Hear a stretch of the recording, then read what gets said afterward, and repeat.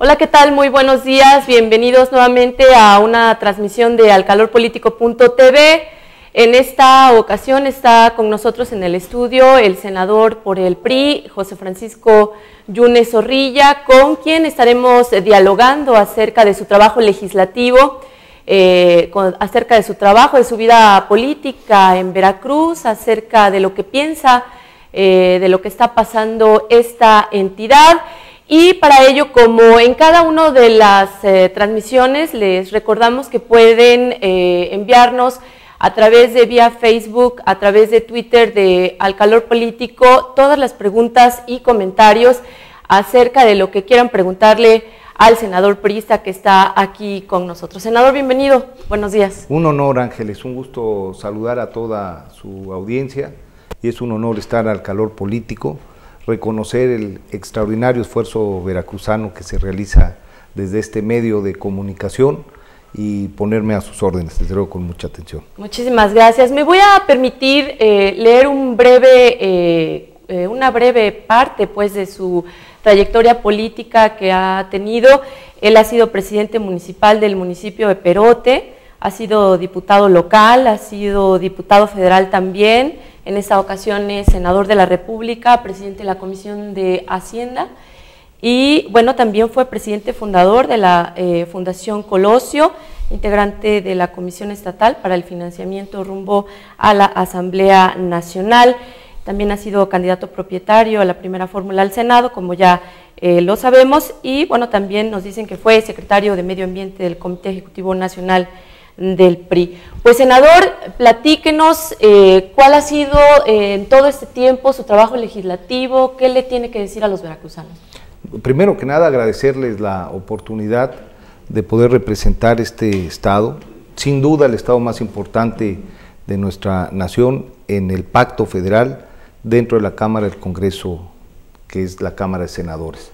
El Senado de la República tiene esa función, la función de proteger los alcances políticos de esta entidad en el pacto federal, pero también tiene la posibilidad de representar el aparato productivo, la actividad económica, sus posibilidades de desarrollo frente al pacto federal. Y en ese sentido hemos orientado nuestro trabajo para darle buenas cuentas a los veracruzanos, para que Veracruz lleve el ritmo que merece, que demanda sus habitantes, pero también para que el gobierno federal, en coordinación con las demás instancias gubernamentales, pueda diseñar políticas, pueda proveer acciones, pueda canalizar recursos que permitan fortalecer la vida económica de la entidad. ¿Se han bajado recursos? ¿Cuáles han sido las peticiones más reiteradas que llegan al Senado o aquí mismo en el Estado cuando usted está de gira? No, yo agradezco mucho, Ángeles, la pregunta porque me permite dar cuenta de lo que se ha hecho en esta dimensión, la dimensión económica de la representación del Senado de la República.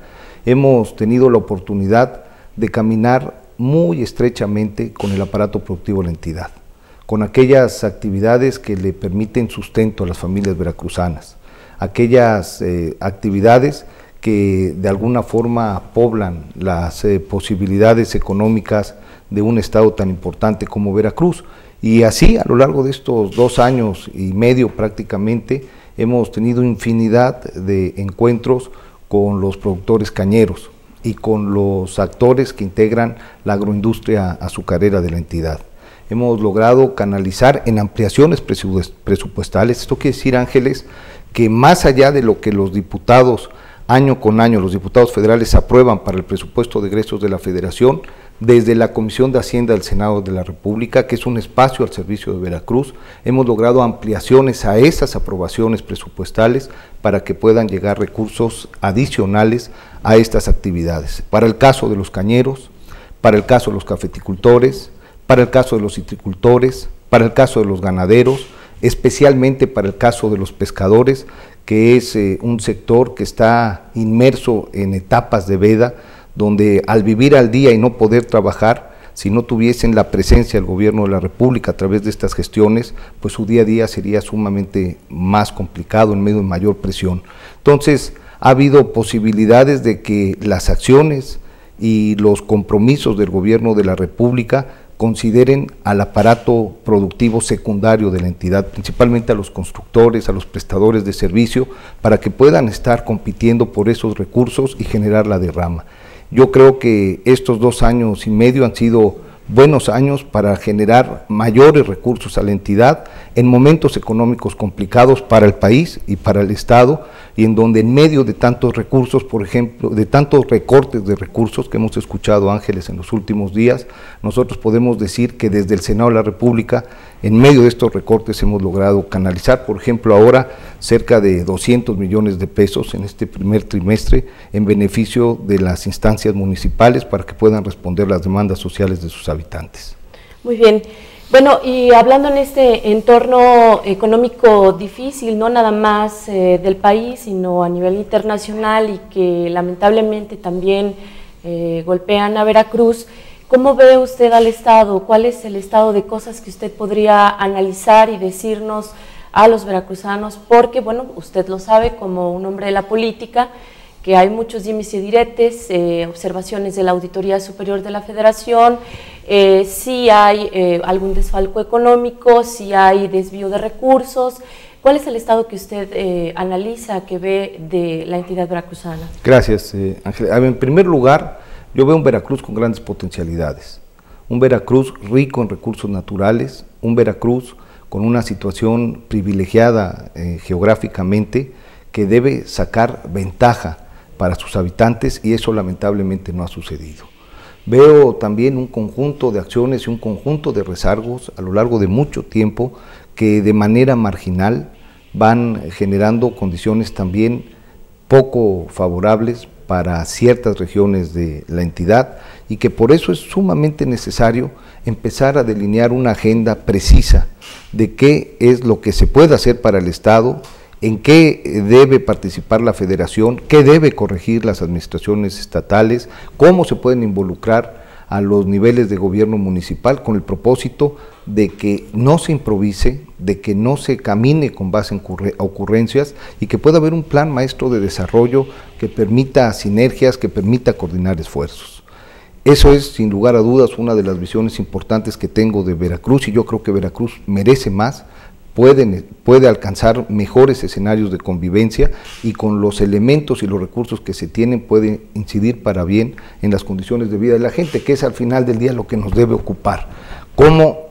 ¿Qué hacemos y cómo participamos para que los veracruzanos puedan vivir con mayor dignidad su vida en un estado que lo tiene todo, como es el estado de Veracruz? Ahora, en los casos particulares de los señalamientos de la Auditoría Superior de la Federación, del estado financiero que guarda el Estado, pues sí me parece que urge generar acciones que deslinden responsabilidades, no solo por las observaciones de la Auditoría Superior de la Federación en el 2013, que todavía están en un proceso de observación donde debe haber solventaciones y donde seguramente se corregirán muchas de las primeras observaciones, pero lo que es recurrente, es preocupante y no podemos permitir que siga sucediendo en Veracruz, es que este tipo de desvíos que son señalados y que son observados, recurrentemente se repitan ejercicio fiscal tras ejercicio fiscal.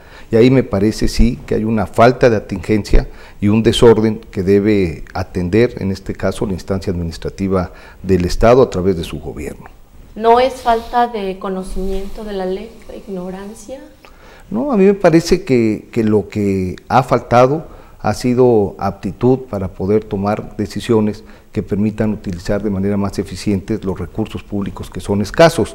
Y en este sentido, buena parte de las observaciones de la Auditoría Superior de la Federación es que se han utilizado recursos cuyo destino tendría que ser el campo para resolver problemas, por ejemplo, de gasto corriente en la Secretaría de Seguridad Pública, por citar un ejemplo, o recursos que tienen que llegar al sector educativo y que se convierten en la posibilidad de resolver problemas de rezago en infraestructura. O sea, los recursos ciertamente terminan utilizándose, no es que desaparezcan por arte de magia, pero a donde no deben llegar, y esto evidentemente está tipificado, es un desorden administrativo, es algo que debe corregirse y que no es menor, y hacemos votos porque no solo se corrija y se aclare, sino que esto no vuelva a suceder como lamentablemente ha venido sucediendo año tras año. ¿Y en materia política, cómo ve a Veracruz? Yo veo a Veracruz con grandes presiones en materia política, principalmente en virtud de estos sucesos. ¿De la situación económica? Hay un tema que es fundamental, Ángeles, y es el que tiene que ver con la transparencia, con la rendición de cuenta, con la claridad en los usos de los recursos públicos. Esa ha sido una bandera, una forma de interpretar el servicio público de su servidor. Hay plena coincidencia con esta demanda social y evidentemente en tanto que esto no pueda encaminarse, pues siempre habrá alternancias de posiciones y presiones en el ámbito político que evidentemente hoy se ven en Veracruz. ¿Que habría estabilidad? Estamos viviendo un proceso electoral con los diversos partidos políticos y organizaciones estatales. ¿Usted ve estabilidad para este proceso electoral? Sin duda, a mí me parece que hay estabilidad política en el estado de Veracruz como en el país en términos generales. No tengo la menor duda de que el proceso se llevará a cabo con la madurez y la civilidad que caracterizan a los veracruzanos, y si me permites, Ángeles, no tengo tampoco la menor duda de que el trabajo en territorio del partido al que pertenezco, que es el Partido Revolucionario Institucional, ligado al perfil de los candidatos y de las candidatas que estarán en breve expresándose, dándose a conocer, y junto con la plataforma de agenda legislativa para acompañar al presidente de la República los siguientes 3 años, harán del Revolucionario Institucional la mejor oferta política y el partido a vencer en cada uno de los 21 distritos electorales de Veracruz.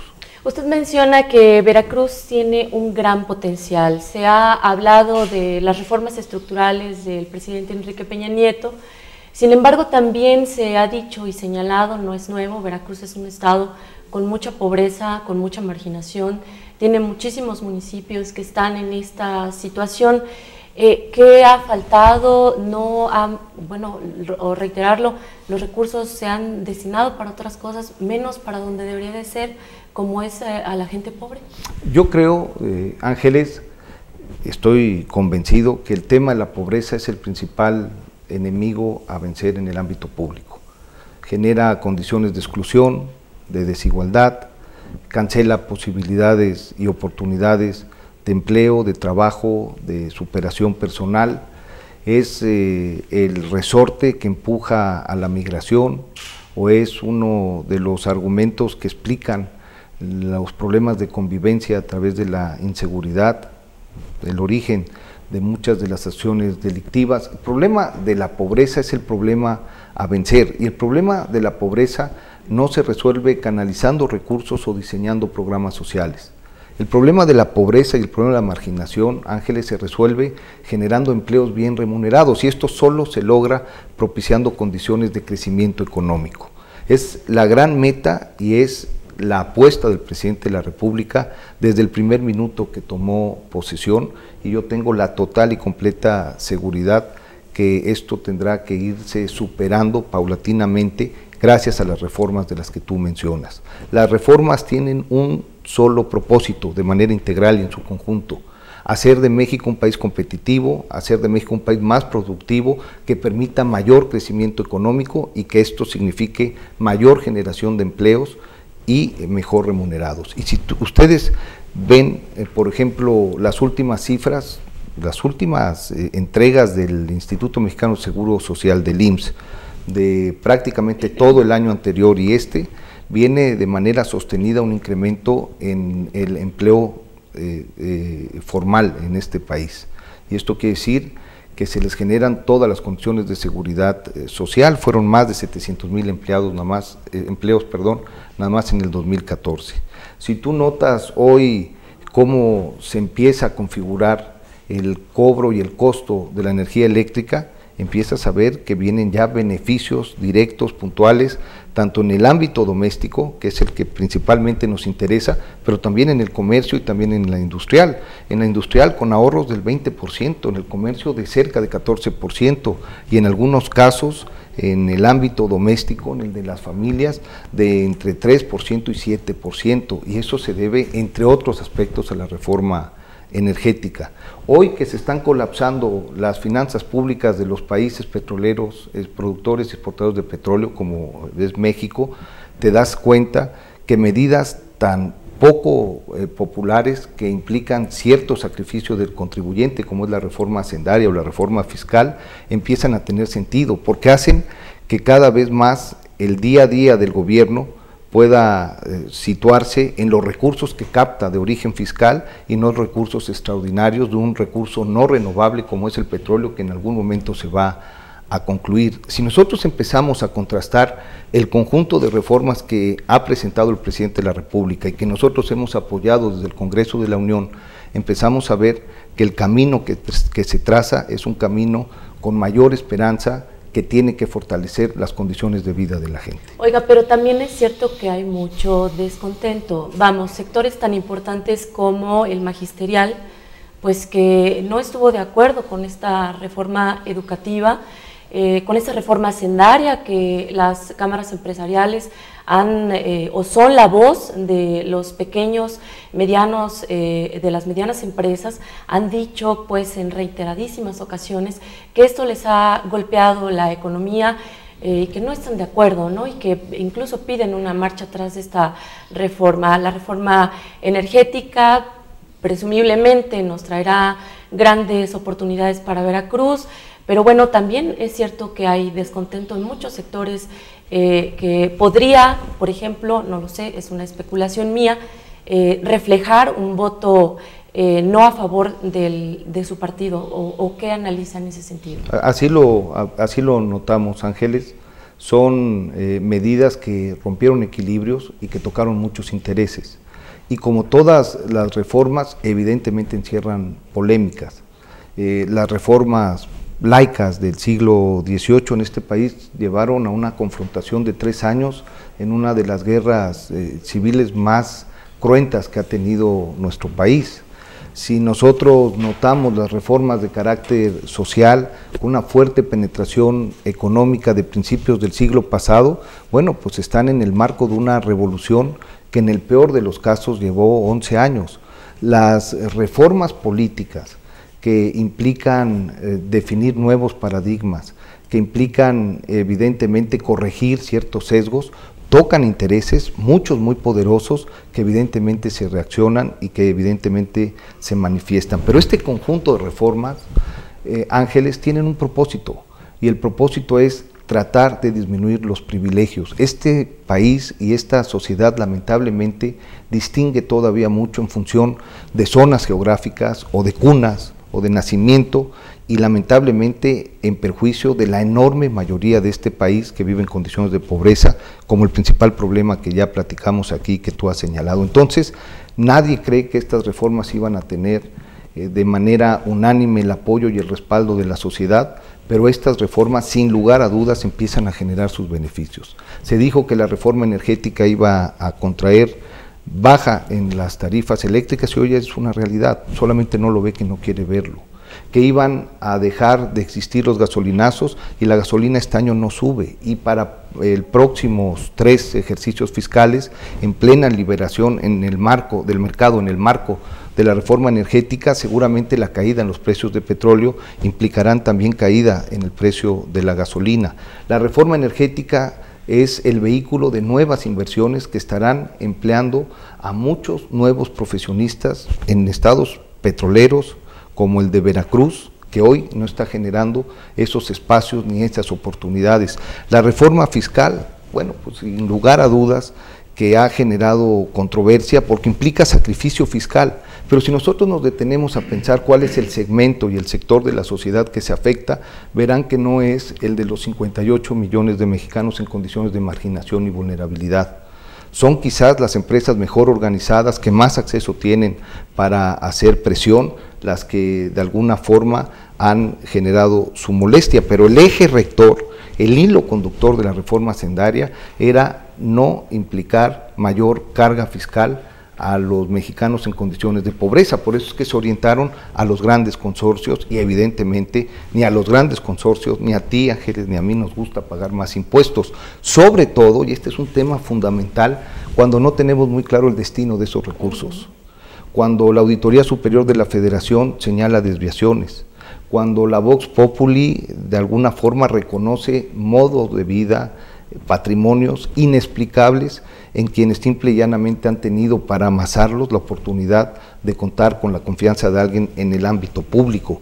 ¿Cómo quieres pagar impuestos cuando la percepción es que alguien se enriquece o que lo que nosotros estamos contribuyendo no se convierte en obra pública o en mayores servicios? Entonces, esto es, sin lugar a dudas, el gran compromiso, y esta es una bandera y una causa personal que vamos a tratar siempre de llevar a su última consecuencia: transparencia y rendición.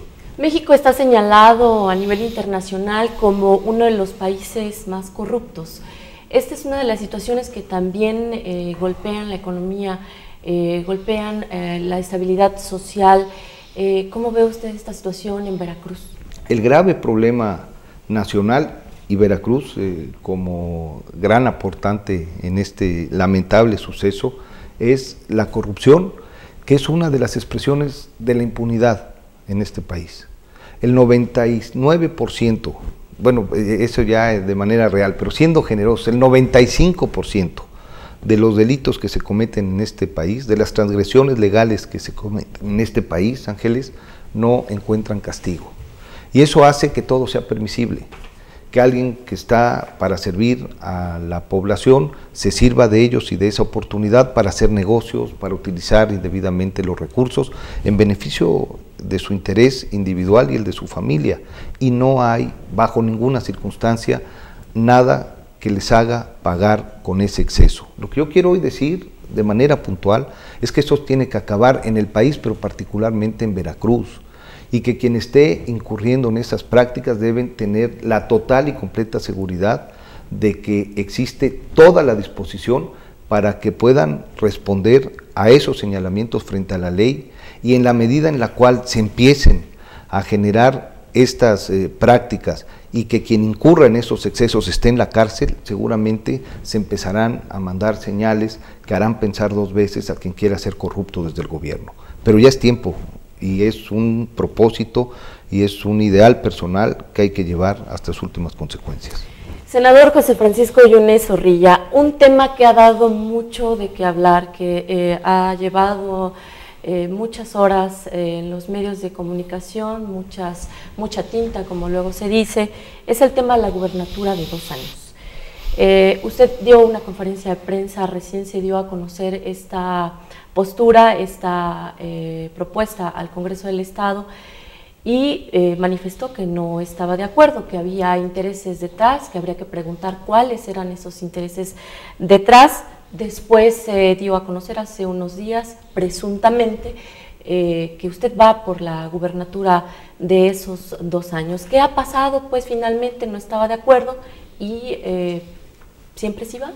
No, sigo no estando de acuerdo. A mí me parece que el esquema de una gubernatura de 2 años no alivian los problemas económicos del Estado, al contrario los complica, y tampoco genera condiciones de mayor competencia electoral. Digo, basta recorrer un poco algunas columnas de hace algunas semanas donde pues, prácticamente de manera puntual se ha expresado cuál era el sentir, la razón y el argumento de la reforma, y no era para generar condiciones democráticas, ni mucho menos para darle estabilidad a la muy preocupante situación financiera que tiene el Estado de Veracruz.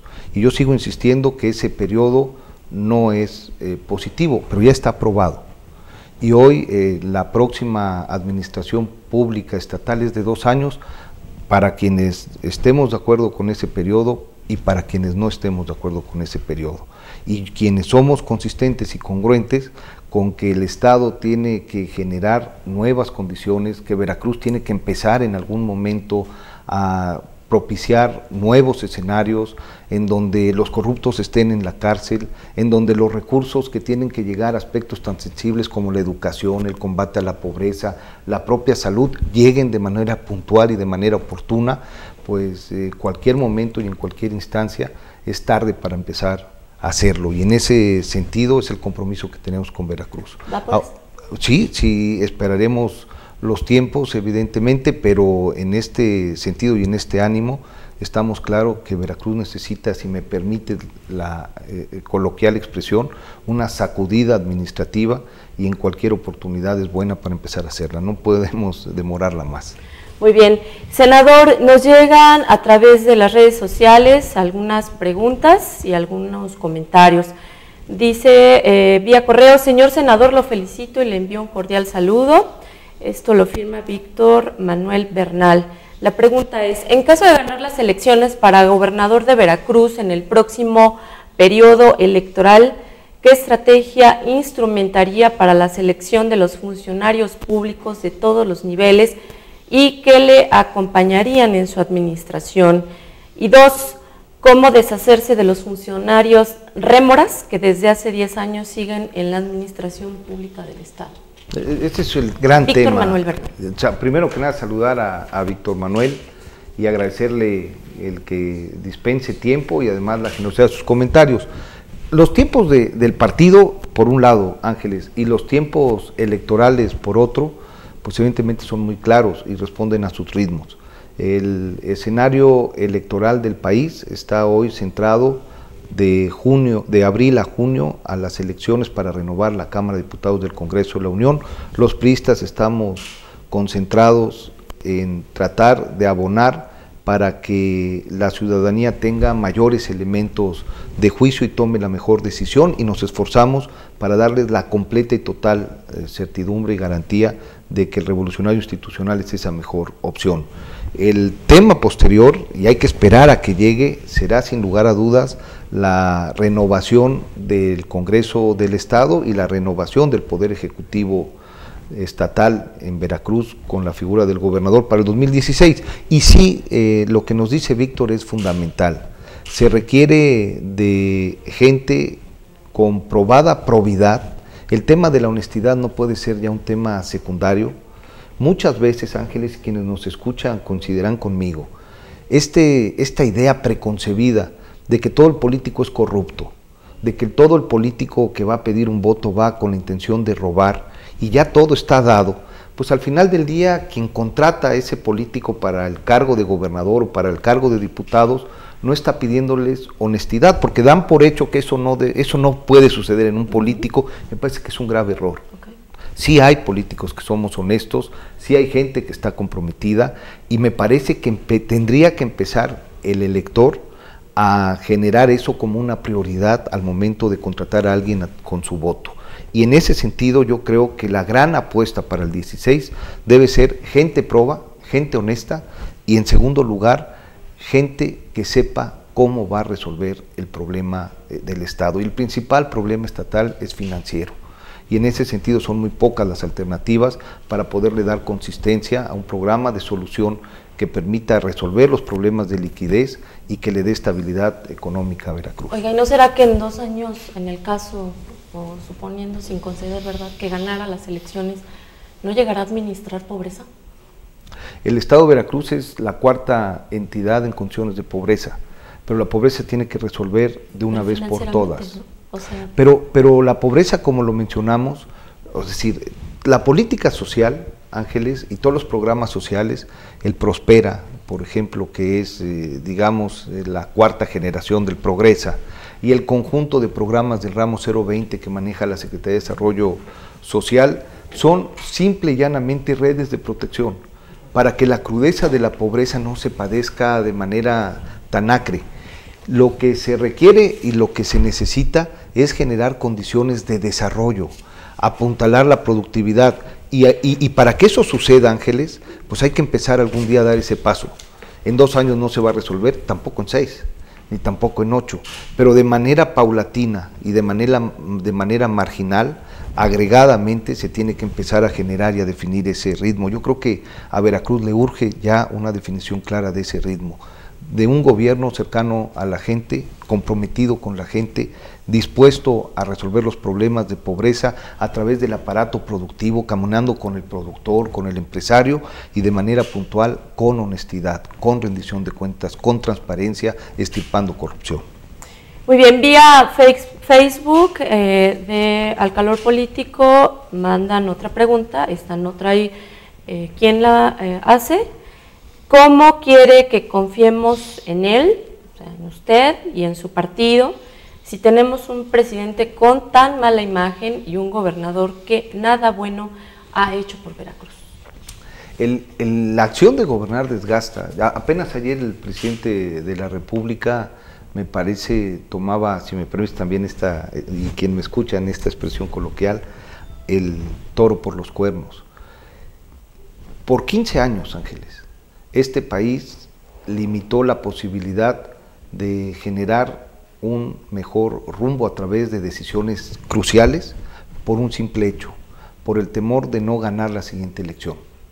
Teníamos jefe de gobierno, presidentes de la República, que ante el hecho de perder popularidad o de asumir costos electorales a través de su partido, preferían simple y llanamente administrar la crisis y tratar de buscar culpables. ¿Cuántas veces quienes nos escuchan no oyeron a un presidente de la República decir, es que yo mandé mi reforma energética, pero pues en la Cámara no tengo mayoría y los partidos políticos de oposición nada más están pensando en sus agendas personales, no generamos el consenso y pues ya nos vamos con la reforma hacendaria o con las reglas hacendarias, las reglas energéticas, las reglas educativas que tenemos, aun cuando todos reconocemos que no son las correctas.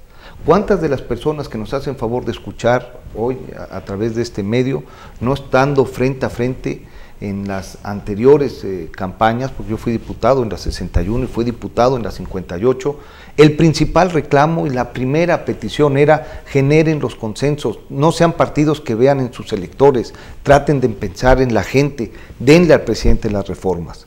Hoy llega un presidente de la República que no está pensando en ver qué hace para ganar una elección, que no está pensando como jefe de partido, que está pensando como jefe de Estado, como estadista, asumiendo los costos, asumiendo la caída en la popularidad, pero para que este país pueda tener mejores cimientos en todas las actividades económicas que lamentablemente no podrán percibirse en su magnitud a los 2 años, pero que seguramente serán la pista de despegue para tener un país más igualitario, con mayores oportunidades, que genere mejores condiciones de vida para la gente. Entonces, muchos de los intereses que han sido expuestos con estas reformas han generado una guerra sin cuartel contra el presidente de la República. Y el hecho y el desgaste y acciones tan indefendibles como también se han notado para el caso del presidente de la República, pues genera una combinación de elementos que hace del presidente de la República una persona señalada, me parece que injustamente. La principal valoración del presidente la tendremos cuando este país, gracias a estas reformas, empiece a tener otra altura y otro ritmo en beneficio de todos. Muy bien, también vía correo electrónico dice, solo para felicitar al senador por su gran labor y es un excelente ser humano, siempre lo apoyaremos y le agradecemos por ser el único político con ética y profesionalismo. Un abrazo con grande afecto, el señor Miguel Barragán y su familia. Bueno, Miguel Barragán es peroteño, así que le gana ahí el gentilicio y el afecto. Los saludos desde aquí. Otra pregunta de Víctor Manuel Bernal Araujo. ¿A dónde se le puede enviar una propuesta para mejorar las instituciones de Veracruz? Me interesa mucho. Si apunta, mi correo personal es jose.yunes@gmail.com. jose.yunes@gmail.com. Se escribe como se escuchó la primera vez. Muy bien, siguen llegando las preguntas, senador. En tema de seguridad, si llega a ser elegido como gobernador, ¿cuáles serán sus estrategias en este rubro y cuáles en materia de prevención del delito? Muchas gracias. Yo vuelvo a insistir en que los tiempos electorales son muy claros y yo no quisiera estar adelantando ningún tipo de situación, pero lo que me hacen favor de preguntar es un tema que le puedo responder desde mi perspectiva de senador, porque es un tema medular y es un tema prioritario. El problema de seguridad está, como lo hemos dicho, abrazado por muchos detonantes. Evidentemente el principal y el que más nos afecta e interesa, que es el de la violencia, pero también está abrazado por asuntos de oportunidades que son prácticamente de índole económica, de espacios públicos, de inclusión y de convivencia que tiene que ver con su aspecto territorial y prácticamente comunitario. El esfuerzo será el de tratar de resolverlo de manera integral, no limitándonos únicamente a una de sus expresiones, por más importante que sea, porque además son los efectos que queremos evitar principalmente, pero también generar las condiciones de impacto económico, de convivencia, de repercusión social, para generar un proyecto y un programa que pueda de fondo resolver los orígenes de la violencia y de la inseguridad, de la delincuencia organizada en el Estado. Senador, finalmente ya para cerrar esta transmisión, hay por ahí la idea supuestamente de bursatilizar el 2% de la nómina de Veracruz. Yo estoy claro que la situación financiera del Estado es particularmente complicada. Seguramente el Congreso del Estado estará muy atento a lo que envíe el presidente, el gobernador del Estado. El gobernador del Estado tendrá que enviar una propuesta de reestructura que primero brinde la seguridad plena y total de que los recursos se van a utilizar para los fines y los propósitos que están siendo presentados, que no pueda haber ningún tipo de desvío, que además los alcances y las coberturas de la reestructura pues evidentemente también se van a observar, porque hace apenas 3 años hubo una reestructura sumamente exitosa, producto del talento del secretario de Finanzas Tomás Ruiz, que hoy tiene que revisarse en función de que no necesariamente se han atendido todas las coberturas y todas las restricciones que en definición implicaban esta reestructura. Entonces, el Congreso del Estado tendrá que ser muy cuidadoso y muy analítico, pero en principio yo estaría por una situación y una circunstancia que no incorporara más bursatilizaciones. La bursatilización es un instrumento que no se debe satanizar, que en Veracruz ya generó condiciones, generó bondades, pero me parece muy delicado el tratar de traer a valor presente flujos a futuro que evidentemente tienen que ser administrados por futuras administraciones. Entonces, pues que haya una reestructura y esperemos que no venga más bursatilización, ni de ninguna carretera, ni del 2%, ni de ninguno de los pocos flujos que tiene a su disposición el gobierno del Estado, todavía sin comprometer. Muy bien, pues le agradecemos muchísimo que haya estado esta mañana aquí en alcalorpolitico.tv. Le reiteramos la invitación para cuando guste, esta es su casa. Y a todos aquellos que nos acompañaron y a todos aquellos que nos mandaron sus preguntas, sus comentarios, muchísimas gracias. Agradecemos también a todo el personal que está detrás de esta producción, a María Viveros, que es la encargada, la coordinadora de alcalorpolitico.tv. Y bueno, pues los invitamos a que sigan de cerca el portal alcalorpolitico.com. Buenas tardes.